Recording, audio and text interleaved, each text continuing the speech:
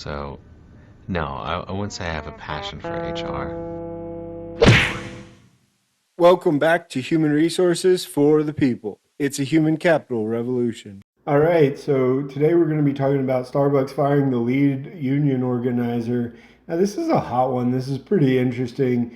Starbucks fired the Buffalo union worker who ignited a movement to organize. This article is from Rameshar Maroof. It's out of CNN, and it was written August 2nd, 2023. And this is from CNN Business, link down below. The Starbucks has fired a Buffalo, New York worker who ignited the movement. This came at the same time as CEO or former CEO of Starbucks, Howard Schultz, was testifying in front of Congress here in front of Bernie Sanders. Pretty interesting. Bernie Sanders had some pretty heated exchanges during this. But on Alexis Rizzo, who was a shift supervisor at the Genesee Street store for more than 7 years, is the one that kind of started the union campaign. It was the first store of two locations to win in January of 2022, and the National Labor Relations Board certified its results. She was fired on March 31st after her shift for attendance and being late, discipline issues that stemmed from the beginning of the union campaign. Now, I think that this is pretty interesting because it may provide some interesting insight. I presume at this time that she is under a collective bargaining agreement with the union. So that means that the collective bargaining agreement with Starbucks either provided for attendance, and she still violated the policy, or or it was completely out of the CBA altogether. And I think that that's a really interesting concept. It's a really interesting problem because it means that, well, frankly, this union isn't that powerful. Even further, she notes a little bit later on that a lot of other people have had the same problem. She says her infractions are committed by many coworkers without any reprimand. Well, I guess I don't know if she's the union president, but where is your union? Where is your union to represent you? The whole point of unionizing with against Starbucks or with Starbucks was to fight unjust discipline, right? Presumably, that's the point of unionizing. So, where was the past practice? What was happening? What was done before, and who was maintaining that? And that's what's a little bit stunning.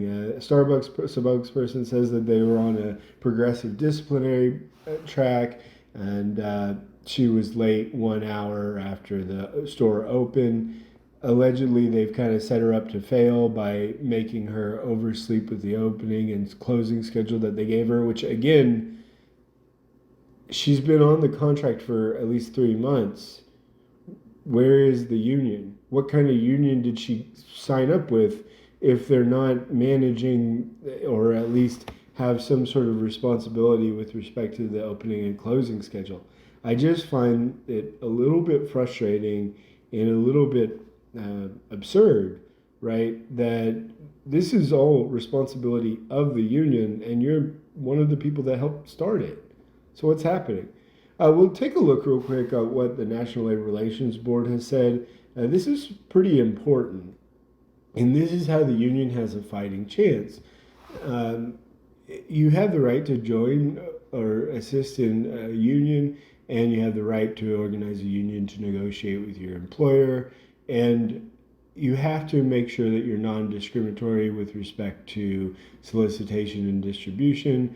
But ultimately, generally speaking, Starbucks took a really strong and interesting stance there. They were not messing around by uh, disciplining this employee and then ultimately terminating him, regardless of whether or not the nature was specious.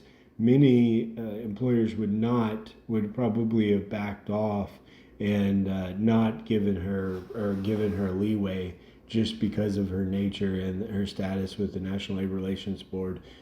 But Starbucks didn't, and I find it strange, a little odd, and a little disappointing, frankly, that their union is so poor that they were apparently many other coworkers did not get a reprimand who also had it.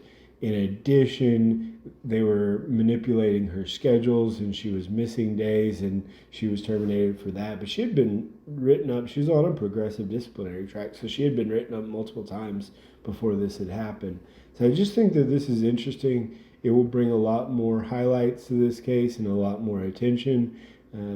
But I am thoroughly surprised that this happened, and Starbucks really seems to have sort of put the screws to this person, so to speak. What do you think about today's video? Please comment down below, like, share, and subscribe. It really helps out. And I'll see you on the next one. Bye, guys.